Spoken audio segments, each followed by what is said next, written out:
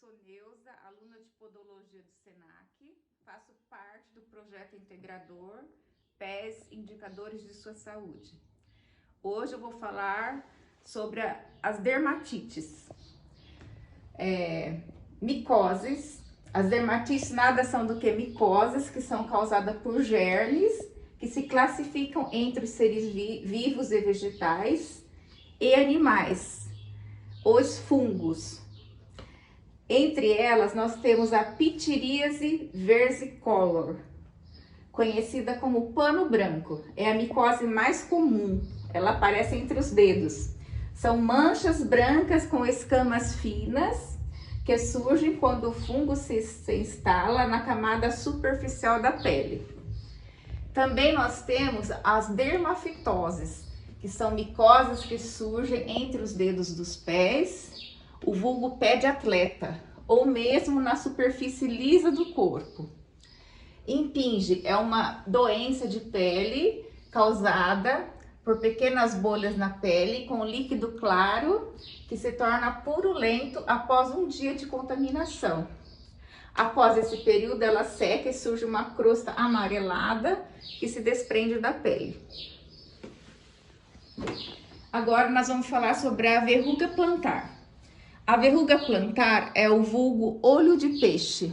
Ela se dá quando a pessoa anda descalça em solo contaminado e ocorre que alguns animais têm uma pulga, né? O porquinho tem uma pulga chamada Tunga penetrans, é o nome científico.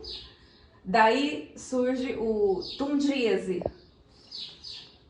O que são? São calos rígidos e granulados que surgem na planta dos pés. Então essa pulga ela vai se alojar na pele, lá ela vai depositar um ovinho, e esse ovinho, se ele não for tirado com cuidado, ele se espalha e inflama. A causa é o papilomavírus humano, HPV. Ele é contagioso e propaga-se facilmente. Eles também podem ser doloridos e incomodam ao andar, certo? Agora nós vamos falar um pouquinho sobre a psoríase. Psoríase é a doença na qual as células da pele se acumulam e formam escamas e manchas secas que causam coceiras. Causa o problema no sistema imunológico. Sintomas: irritação na pele. A erupção envolve unhas ou articulações. O tratamento é por médico. Quais os tipos de psoríase? Temos a pustulosa, a palmo-plantar, a psoríase ungueal e a psoríase em placas. Psoríase pustulosa são lesões que possuem pus localizada nos pés, mãos ou corpo de forma generalizada. Psoríase palmo-plantar é uma espécie de fissuras na sola dos pés e palma das mãos. Psoríase ungueal acomete unhas dos pés e das mãos, deformando as lâminas e suas estruturas. Psoríase em placas é o tipo mais comum. Apresenta manchas avermelhadas, prateadas ou esbranquiçadas e secas. Podem sangrar e doer. Certo?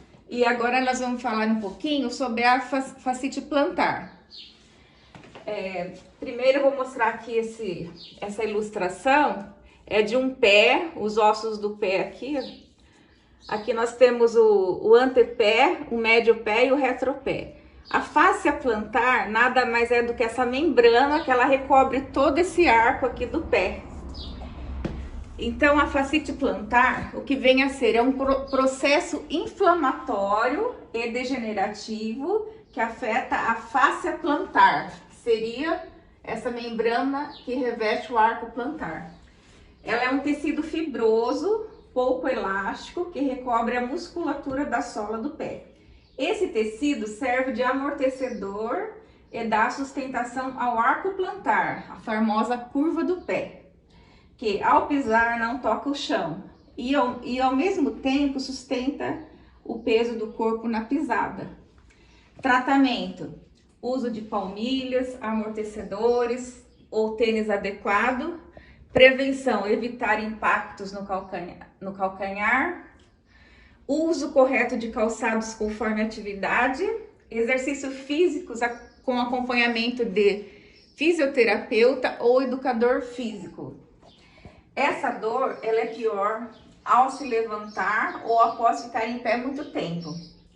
É uma dor próxima ao calcanhar, ela é ardente e pontiaguda no compartimento medial do calcanhar, que vem a ser aqui, né? E ela impossibilita andar, ela é aguda no início e no final do dia. Espero que vocês tenham gostado. Agora nós vamos falar um pouquinho sobre a hidrose, desidrose, hiperidrose e bromidose. O que vem a ser a hidrose? Ela nada mais é do que a transpiração natural do corpo. Então a hidrose é uma transpiração natural. Ela não vai ser nem excessiva, nem vai ter falta de transpiração. Já a desidrose, ela vai ser a falta dessa transpiração. Porque a pele ela tem que ter um equilíbrio, né? Então a desidrose, ela é ao contrário da hiperidrose. A hiperidrose, ela é aquele suor em excesso. Quando a pessoa fica nervosa, começa a suar a palma das mãos, os pés, e às vezes até incomoda nos relacionamentos ou nas atividades do trabalho. E bromidose plantar, o que vem a ser? É o famoso chulé. Se você não higieniza bem seus calçados, os calçados que não são limpos, eles têm vírus, bactérias, fungos, né? Que em contato com o suor, com a secreção do corpo, ele vem a causar um mau cheiro, certo? Bom, agora vamos explanar mais um pouquinho. Hidrose, o que vem a ser? O suor controla a temperatura do corpo e elimina as toxinas, que são produtos do metabolismo do corpo. A composição do suor é estéril quando sai do corpo. Não possui cor nem cheiro, porque não há micro-organismos nele. As glândulas sudoríparas eliminam o suor ricos em sais minerais, através dos poros. A quantidade de suor varia de pessoa para pessoa. Hidroses variam de acordo com a quantidade de glândulas sudoríparas, a localização e a quantidade de eliminação do suor. Se o indivíduo transpira muito, ele vai ter a hiperidrose, que é o excesso de transpiração ou de suor. Se ele não transpira, vai ocorrer a anidrose, que é a falta dessa transpiração. Essa doença é causada por uma bactéria que tem afinidades com partes frias do corpo, como orelhas, nariz, nádegas, dedos, atingindo assim os anexos, como as glândulas sudoríparas.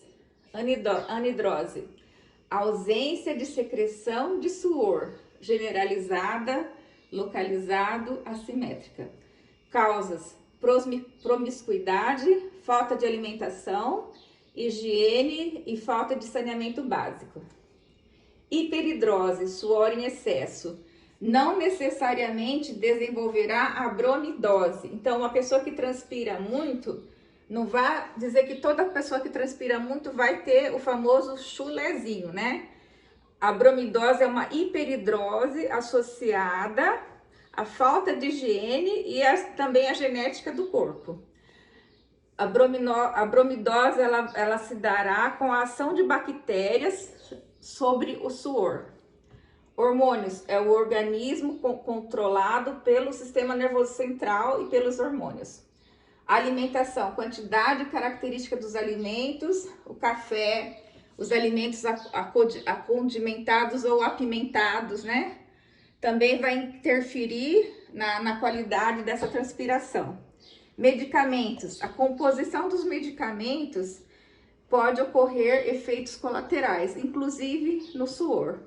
Meio ambiente, o ar e o clima, roupas, sapatos, meias e tipos de tecidos também pode influir nesses quatro problemas que eu acabei de falar, certo? Agora nós vamos falar um pouquinho sobre a higienização dos calçados e das meias. Todos nós sabemos que a higienização é parte essencial de uma boa saúde.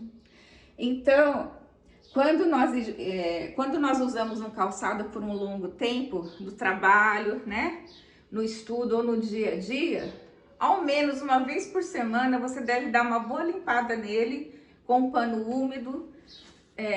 Depois você lava esse pano que você limpou o calçado, né? Limpa novamente o calçado e deixa ele secar ao sol por um bom tempo. Hoje também nós temos o Lisoform, que ele pode ser passado como spray após o calçado estar limpo. Pelo menos uma vez por semana ele deve ser limpo, né? E aqui eu também vou falar um pouquinho sobre os tipos de calçados, né? Nem todo calçado que é bonito, que é da moda, é o ideal para o dia a dia ou para o formato do nosso corpo. Por exemplo, temos os salto agulhas, que eles são muito femininos, né? São muito elegantes, né? Só que ele vai desproporcionar a distribuição do peso do corpo. Vai ficar 50% no calcanhar e 50% da metade do pé até a ponta dos pés, né? Do antepé até o médio pé. Então, com o tempo vai ocasionar dor. E se você usa, por exemplo, rasteirinhas, chinelos ou rasteirinhas, também não é o ideal. Por quê? Porque aí nesse caso 90% do peso vai sobrecarregar a área do calcanhar ou o retropé. E só 10% do peso vai ficar no antepé.